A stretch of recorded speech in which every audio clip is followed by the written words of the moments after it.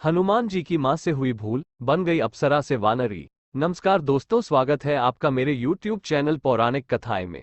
आज मैं आप सभी को बताऊंगा कैसे अंजनी जी बनी हनुमान जी की मां और किस श्राप के कारण बनी वानर की पत्नी। यह कहानी आप सभी को अपने सनातन धर्म की ओर जोड़ने का प्रयास करेगी। तो आइए फिर शुरू करते हैं। एक बार देवराज इंद्र की सभा स्वर्ग में लगी हुई थी। इसमें दुर्वासा ऋषि भी भाग ले रहे थे।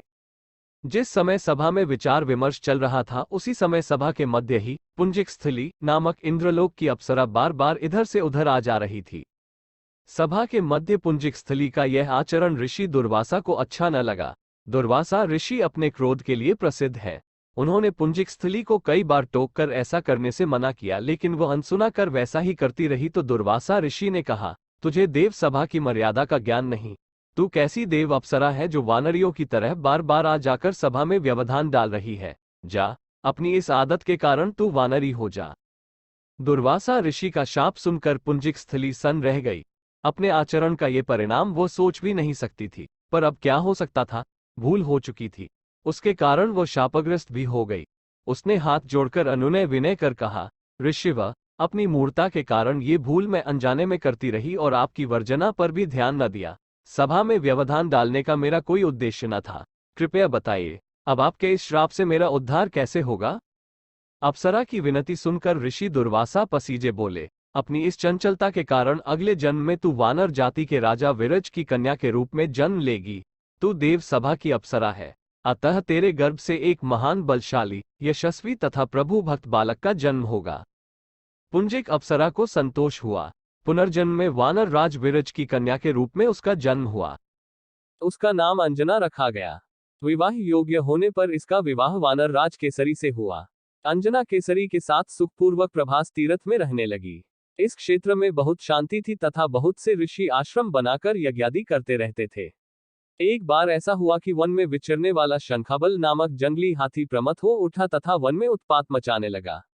उसने कई आश्रमों को रौंद डाला, यज्ञ वेदियां नष्ट कर दी। उसके भय से भागते हुए अनेक तपस्वी बालक आहत हो गए। कई आश्रम उजड़ गए।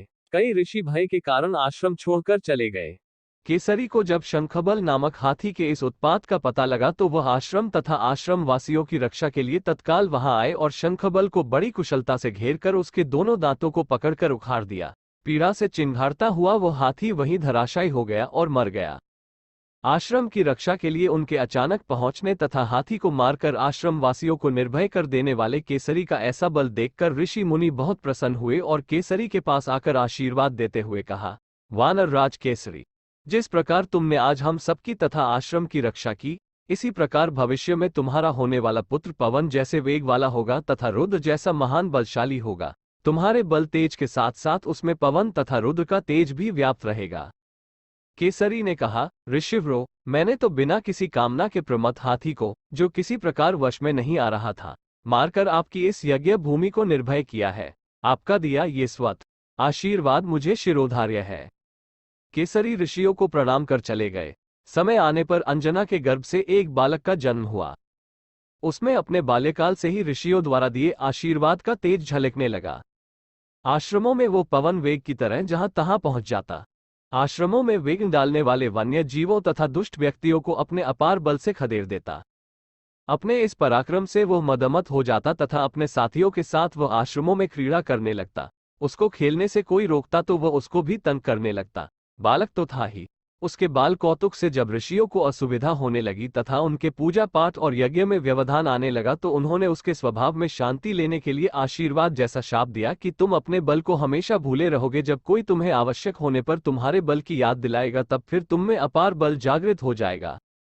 इससे वो बालक शांत स्वभाव का हो गया। केसरी नंदन ये बालक आगे चलकर हनुमान नाम से प्रसिद्ध हुआ। सीता जी की खोज के लिए जब कोई समुद्र पार करने का साहस नहीं कर रहा था और हनुमान भी चुप बैठे थे तो जामवंत ने हनुमान जी को उनके बल की याद दिलाई थी। तब उन्होंने समुद्र पार कर सीता की खोज की। मित्रों, वीडियो को आखिरी तक देखने के लिए धन्यवाद। मुझे आशा है आप लोगों को इस वीडियो से जरूर कुछ नया जानने को मिला होगा। मैं आपके लिए ऐसे ही अपने धार्मिक कथाएं लाता रहूंगा, तो कृपया कर मेरे YouTube चैनल को लाइक करें, शेयर करें, सब्सक्राइब करें। धन्यवाद।